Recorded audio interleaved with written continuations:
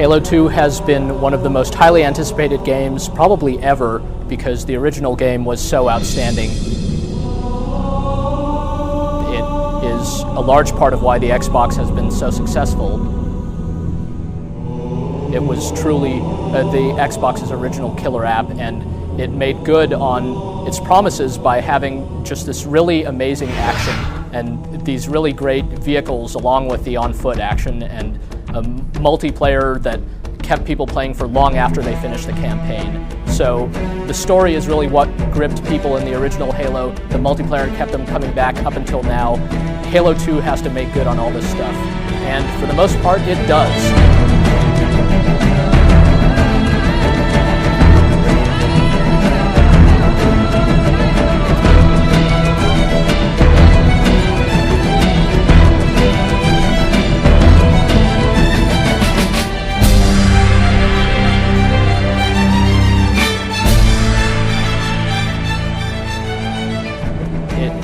Really, once again, plays outstanding. It plays like hardly any first-person shooters out there, just in terms of the really minor points of the gameplay. Just subtle things about how it work very, very well. It's a lot more fun to play than most other shooters, and it just delivers a lot of these exciting moments time and time again, both when you're playing online and when you're playing in co-op mode and when you're playing solo.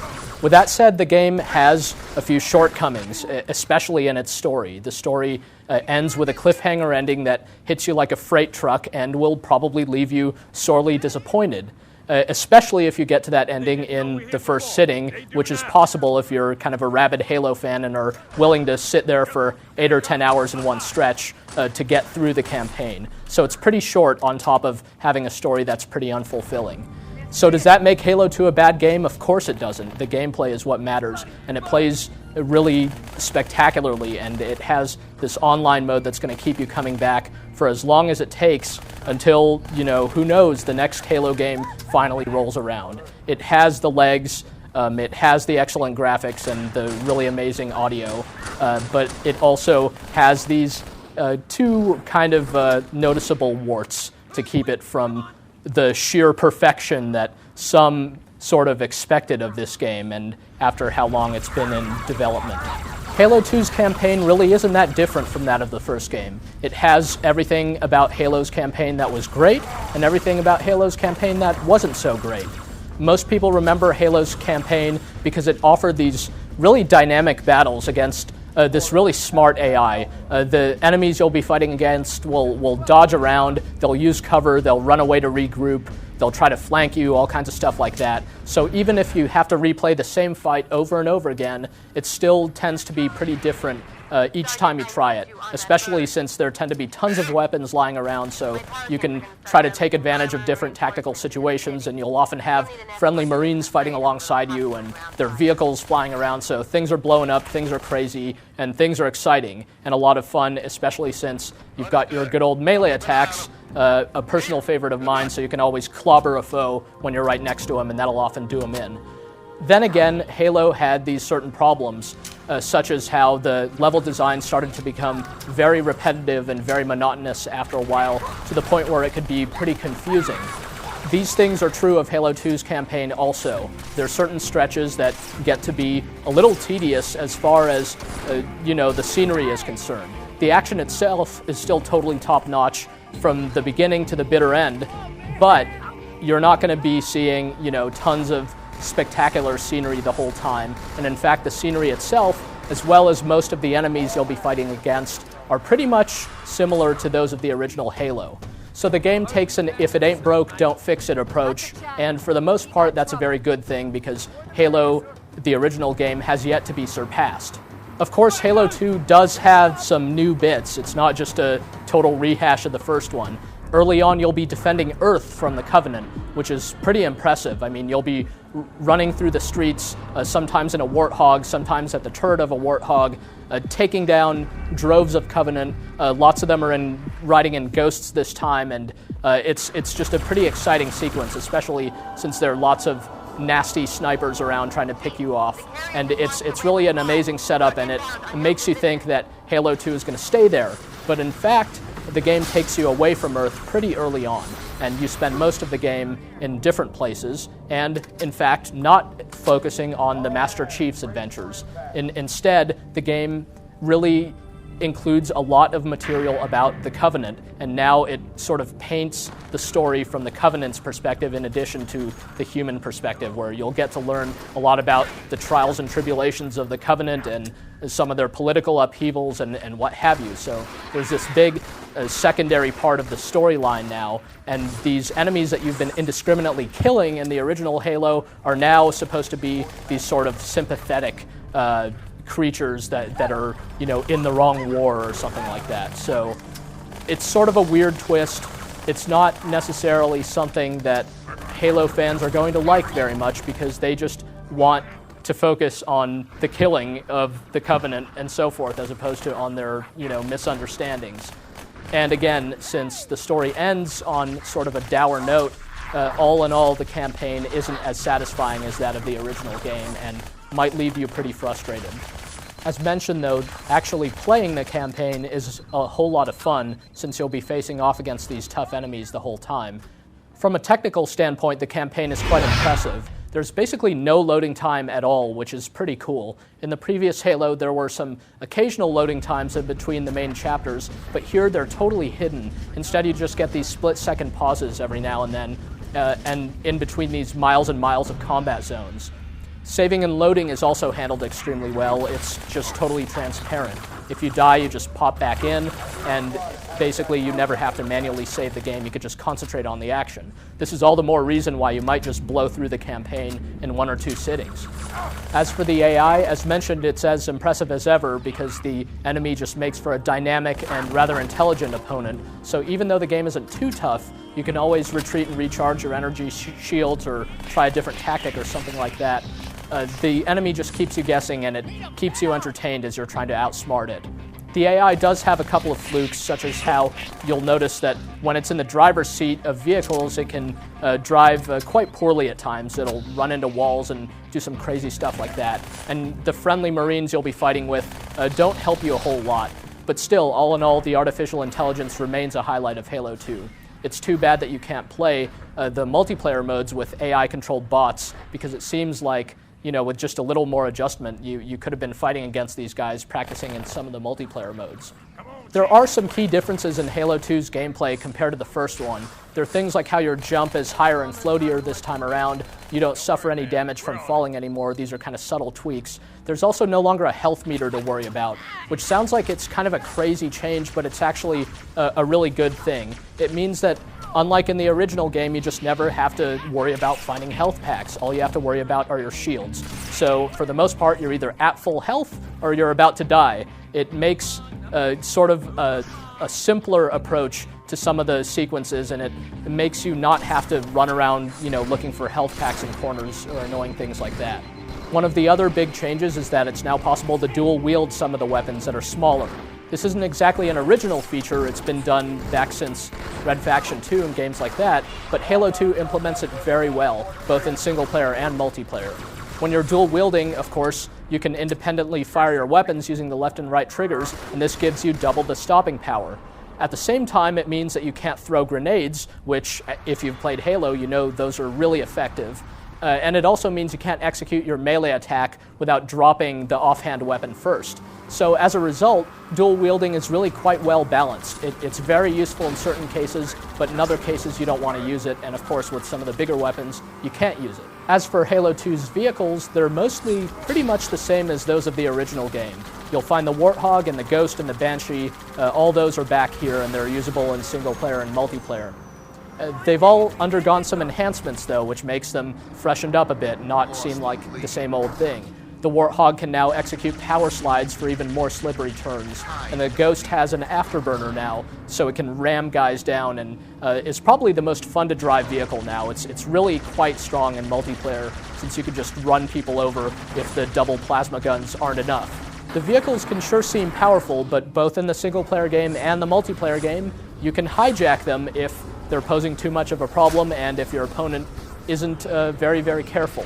Basically, you just need to get right up close to the side of the vehicle. You can't do it from the front because they're going to be trying to blow you away. You hit X and you toss the pilot out and you get in, and hopefully you then proceed to run him down or something like that. The hijacking of the vehicles is probably the single greatest addition to Halo 2's gameplay. It doesn't dominate the game, but it's something that helps equalize the vehicles, and it gives you a way to handle them when you're on foot. And it also makes for some really satisfying moments at times, like when you maybe jack a guy in a high-flying Banshee and cause him to drop into a bottomless pit, or other cool stuff like that. Halo 2 also features a number of new weapons not found in the original game. Most of the original weapons do return, although there are a few absences, such as the good old assault rifle from the original Halo, rest its soul. The most exciting of the new weapons is the energy sword, which some of the Covenant used to make your life miserable in the first game, but now you get to use yourself. You'll get to test all these out both in the campaign and in the multiplayer, and of course in the game's two-player co-op mode, which can be tremendously fun as in the first Halo. But you can't play it online, you can't play it over System Link for whatever reason. You could only play it on the same console. It's still very, very entertaining, especially at the higher levels of difficulty where there are more bad guys and you really do need your partner there to help see you through some of the toughest fights. The co-op mode, of course, gives good reason to go back into the campaign for multiple go-rounds. So even though, the story isn't going to wow you in the end, you'll want to revisit the campaign probably multiple times when you factor in the difficulty settings and all that stuff. Like the original, Halo 2 supports up to 16 players in its multiplayer modes, though most people never got to experience the original game's full-scale multiplayer action. They're limited to the 4-player multiplayer on a single system, since setting up a System Link game wasn't exactly practical, and Xbox Live didn't actually exist at that time. Obviously, the ability to play Halo Online changes everything, and frankly, it's probably the best reason to get Halo 2. It's the most satisfying aspect of the game, and simply put, this is one of the best multiplayer shooter experiences around right now on any platform. Though the PC is home to some of the best multiplayer shooters, this multiplayer implementation stands tall even against that competition, so it's easily better than what you've got on most consoles right now. There's 7 different multiplayer modes. Some of the favorites from Halo return, like Slayer and Capture the Flag and Oddball, and there's some new ones as well, like Territories. Then within each of these 7 different modes, there are a whole bunch of different variants, sometimes about half a dozen or so. So, for example, with Slayer, which is Halo 2's deathmatch equivalent, you could play swords-only matches, or matches where some of the players can be invisible and things like that. So you could tweak out all the different modes of play and then apply them to any of the game's different maps. There are about a dozen maps that ship with Halo 2. This adds up to a whole bunch of different variety, and you could play it, with any number of players and any combination, tweak out all the rules, do all that stuff. You could customize this multiplayer action to whatever you want it to be. So that creates a lot of variety, but at the same time it creates some combinations that aren't going to be that much fun. For example, if you try a 4-player Capture the Flag match on a very large map, you might not have that much fun because there's just too much empty space. But chances are you're going to find some combinations that really suit you, and you could set up Xbox Live so that it only throws you into matches like that. And the whole Xbox Live implementation is just handled pretty slickly. There's some pretty cool features here, like how you can create a party online so that you don't just have to jump into a match on your own. If you have several people on your friends list that you regularly play with, you could kind of roll together in between different game sessions and hopefully end up on the same team or just keep fighting against each other. It's great that Halo 2 has all these different modes of play, but it's the actual action itself that's so much fun and the reason why you'll keep coming back to this multiplayer if that's what floats your boat. But basically, it just gives you really good feedback the whole time. The game feels just right. It gets the little details down right that a lot of other shooters mess up or don't take into consideration. You'll see very noticeable feedback when you're hitting your target, when you yourself are getting hit, when you need to reload, when you're losing a match, when you're winning a match, when your team needs help, all kinds of things like that. The game has these subtle little interface features that just make it very easy to understand what's going on in a match, even if you've jumped right in. So you don't need to feel like you're a big liability to your team as you're just learning to play the game. You could really just pick up and start playing, especially if you're experienced with Halo already. There isn't much of a learning curve here, provided that you're used to first-person shooters. The graphics aren't quite as good as maybe you'd hope. They've got some rather rough edges. Like you'll see textures kind of pop in from low res to high res, and the cutscenes in the campaign are actually pretty ugly. But for the most part, the game looks superb. Like the explosions of the vehicles in multiplayer, the location-based damage on the vehicles, and just the action itself, the animations, the physics, all this stuff. The game looks really excellent when you're playing it, as opposed to just kind of watching cutscenes or looking at some of the other frills. The audio is actually quite a bit better than the graphics overall. All the weapons just sound like they have a real punch to them, or sound distinctive, and you get a nice feedback on the controller as well to give you some rumble when you're firing away with them. There's excellent voice acting throughout the campaign, and the music is really sort of the crowning jewel of the audio performance, because it just kicks in at just the right moments during the campaign and makes the whole thing seem very epic and dramatic. So what can I say? Halo 2 is awesome. It's a spectacular game. It's tons of fun to play. It's especially fun to play online. It's probably the single greatest online console game ever, and it delivers for the most part on its promises by extending what was great about Halo and adding to it in ways that aren't drastic but are meaningful and well implemented, and make this game, marginally at least, more fun to play than the original. With all that said, the game isn't perfect. I hate to break it to you, but it just ain't. There are things about the story that could have been a lot better, and the campaign could have been longer easily. There are a lot of people that, with all due respect to the multiplayer, they want the single-player experience. Halo had such a great story, and the sequel is very interesting in and of itself, but it just doesn't have the follow-through that the original one did. But you can just keep going back in here and replaying both the single player and, of course, the multiplayer portion.